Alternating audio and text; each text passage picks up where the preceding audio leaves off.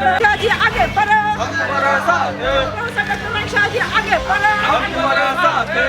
मुख्यमंत्री आगे बढ़ो, हमारा साथ। मुख्यमंत्री मानिक शाहजी तुम्हारे जनाय धन्यवाद, धन्यवाद, धन्यवाद। मुख्यमंत्री मानिक शाहजी तुम्हारे जनाय धन्यवाद, धन्यवाद, धन्यवाद। राज्य सरकार तुम्हारे जनाय धन्यवाद, धन्यवाद, धन्यवाদ। राज्य सरकार রাজ্যের মানুষের পাশে থাকা রাজ্য সরকারকে জানাই ধন্যবাদ, ধন্যবাদ, ধন্যবাদ। মিডিয়া বন্ধুদেরকে আজকে আমাদের 29 খ্রিস্টপুর মণ্ডলের উদ্যোগে আমাদের রাজ্য সরকারকে ধন্যবাদ র্যালি করার জন্য সমস্ত জনগণ আজকে ধন্যবাদ র্যালি করছে।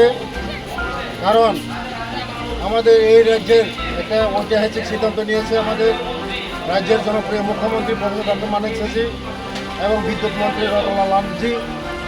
ওনারা 100% বিদ্যুৎ মাশুল ভর্তুকি দেওয়ার জন্য সমস্ত জনগণ খুশি। আপনারা সবাই জানেন বিগত সরকারের আমলে আমাদের এই রাজ্য বিদ্যুতের কত যন্ত্রণা ছিল, বিদ্যুতের রুল ছিল। আজকে আমাদের সরকার আসার পরে কোনো বিদ্যুতের হয় না এবং সমস্ত আমাদের মাননীয় রাজ্যের মধ্যে বিদ্যুৎ মাননীয় মন্ত্রী বিকাশ দেববর্মা মহোদয়কে হাজার হাজার লোক দিয়ে আমাদের ত্রিপুরা আমলে লোডশেডিং ধন্যবাদ জানাচ্ছি। লোডশেডিং যাত আজকে এই লোডশেডিংটা আমরা যন্ত্রণার হাত থেকে আমরা রক্ষা পেয়েছি এবং আমাদের রাজ্য সরকার আমাদের রাজ্যের জনপ্রিয় মুখ্যমন্ত্রী এই উদ্যোগটা নিয়েছেন। আগামী দিন আরও উদ্যোগটা নেবেন।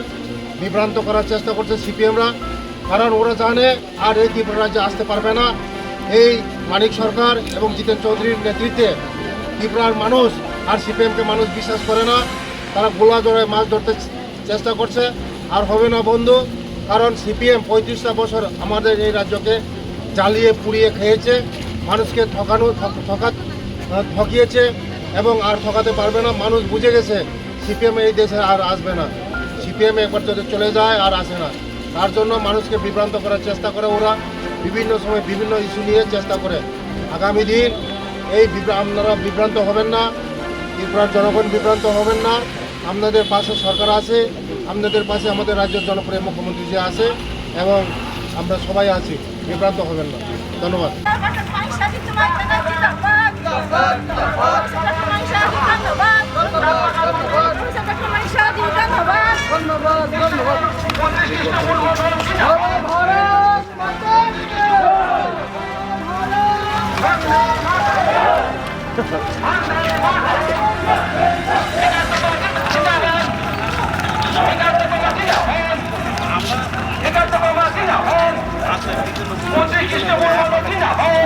নিজে তো